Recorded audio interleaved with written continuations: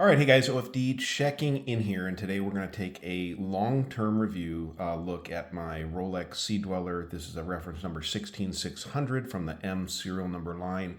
I know my serial number is visible over there on the warranty card in the packaging. I'm not so worried about that.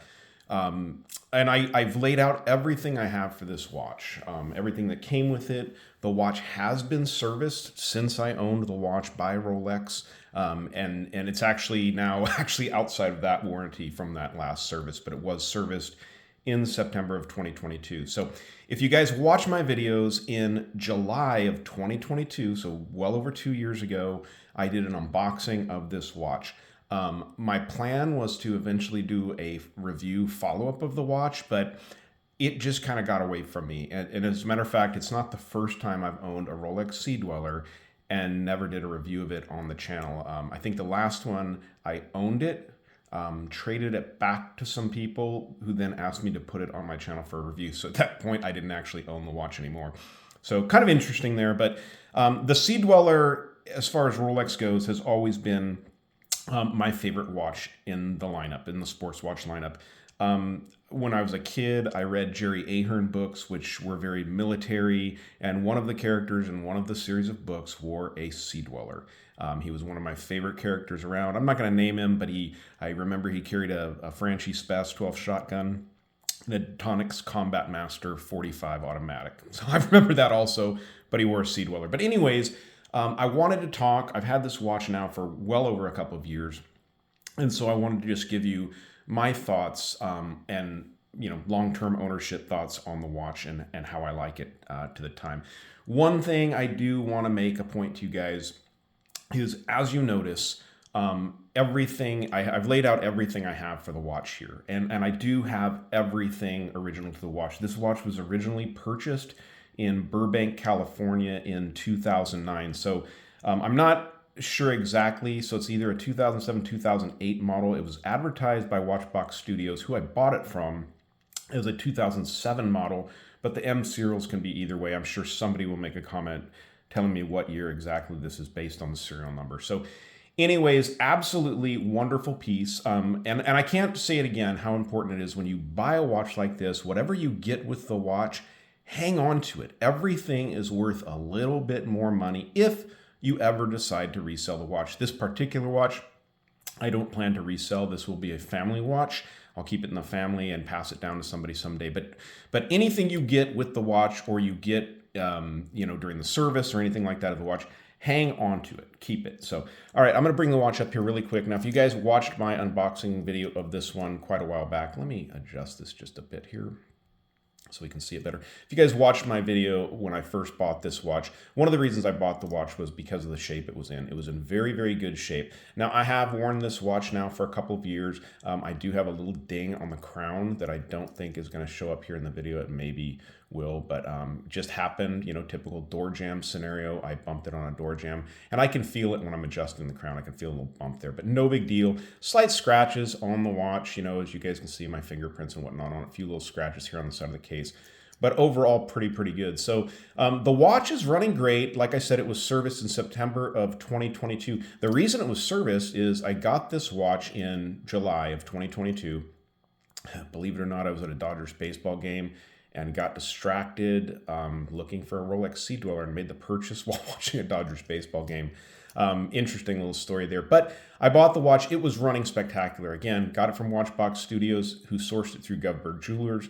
And the watch was wonderful. Wore it pretty much every day and had no issues with it. Now, it was funny. I took a camping trip over to the Central Coast, and during that trip, I found a Seiko Monster at a thrift store. Maybe you guys have seen that video. And I call it the curse of the Seiko Monster maybe a little bit, because when I got home, this watch, I put it away in the safe. It was locked up and put away. But when I got home, I pulled it out, fully wound it by hand, and put it on my wrist. And I do wear a watch to bed often at night. The lume on this watch is still really, really good, still really strong and bright. So that night, I woke up in the middle of the night and went to use the restroom and checked my watch, and it said it was like midnight. And I turned around and looked at my clock on my bedside stand, and it said it was 3 a.m. So I thought, wait a second, something's going on. The watch had completely stopped. I could see that the second hand wasn't moving. So a bit of a panic moment, but I thought, you know what, maybe you didn't wind it all the way up. Maybe something else was going on. But long story short, put the watch back on. It ran great for a day, and then while I was out walking with my wife on a long walk, it actually stopped again while in full movement. So I did contact Watchbox. They were awesome. They didn't even question me whatsoever. They said send the watch out. They immediately told me that they were going to send it to the Rolex Service Center in Lidditz, Pennsylvania. And that's what they did. And they paid for a full overhaul of this watch, which was pretty cool. I mean, it was a big deal. As a matter of fact, let me back it out here and I'll show you guys this real quick. Here's the paperwork that came along with that. And this is from the service of this watch. They did everything to it. It was a total of $642 and whatnot, but they did ask to have the bracelet refinished. They said do not polish the case and remove stickers. There were no stickers on the watch, but basically I got the watch serviced. Like I said, Watchbox took care of me. That was awesome.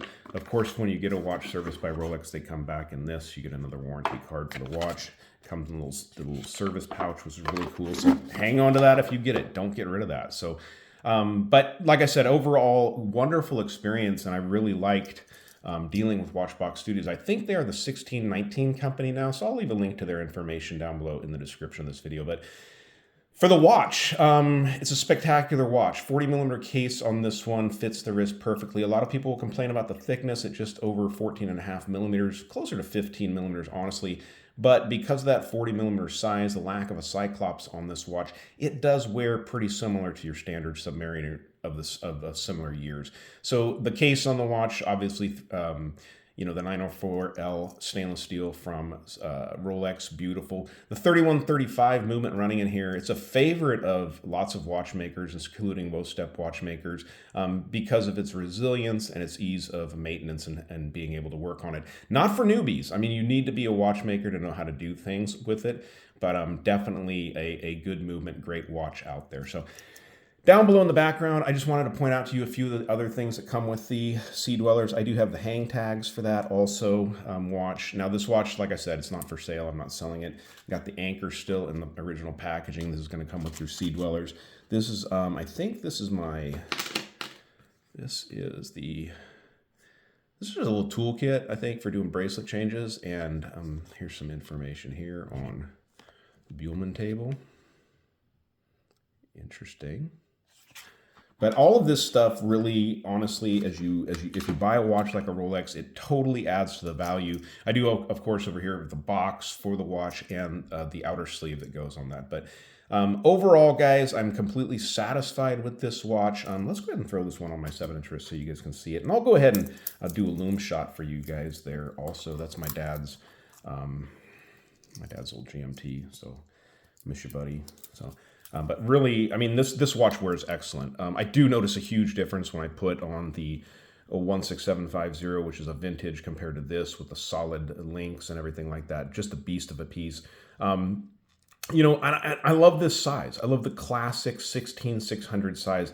I know the ceramic, a lot of people want that, but this is going to be the last of the year where you can get that bezel fade, that vintage look to the bezel with this aluminum bezel insert. I know everything else is modern on it, so it's going to stay in really beautiful shape, but tough as nails watch. Absolutely bulletproof. The SD 4K, the Sea Dweller 4000. But let me go ahead and dim the lights and let's see what the loom looks like on this old guy. All right, so even just dimming the lights, you guys can see a little bit of glow. And like I said, this one, even at its age, like I said, 2007, 2008 model, even if it's age, it still glows really, really impressive. I'm really blown away by the loom on this one still. So glows like that all night long, no problem in the middle of the night seeing the dial on the watch and getting an easy read time there. So tell me, guys, in the description below, what is your favorite Rolex watch? Do you have one in your collection? Are you saving up to get one? If you can, do it and keep it for your lifetime. Make it an heirloom piece that you can pass down to people. It's not really about collecting these to flip them or anything like that. I've done it, but it's really about keeping the piece you love as an heirloom timepiece. Guys, if you like the video, give me a thumbs up down there at the bottom. And if you've not subscribed to the OFD channel yet, please do. Please do. Thanks, guys.